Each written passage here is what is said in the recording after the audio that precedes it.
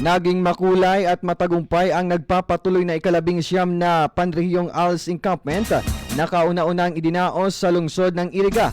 Ang naturang programa ay inumpisahan noong Lunes at nagpapatuloy ngayong araw. Ito ay nilahukan ng bawat division sa Bicol Region ng mga probinsya tulad ng Camarines Sur, Camarines Norte, Catanduanes, Sorsogon at Masbate at Albaya. Ayon sa ALS Division na focal person na si Richie Salcedo, na mabutian niya ang naging feedback ng mga division na dumayo sa lungsod ng Iriga sa nagpapatuloy na programa ng ALS Encampment. Sinabi nito na ang kahalaga ng programa sa mga estudyante ng ALS na mabigyan sila ng pansin sa kanilang mga kakayahan at talent ng bawat individual. Pakinggan natin ang naging parte ng kanyang pahayag. Self-awareness. O yan.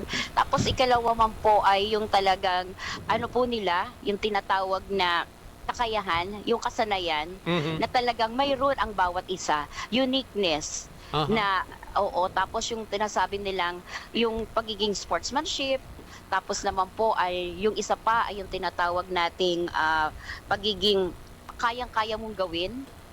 At ano pa ang magagawa mo maliban doon sa natuklasan mo sa sarili mo na kaya ko pala itong mga skills na ito.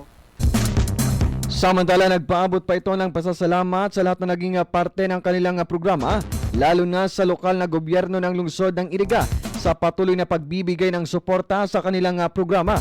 Binigyan din ito ng pasasalamat at mensahe ang lahat ng mga lumahok sa naturang programa.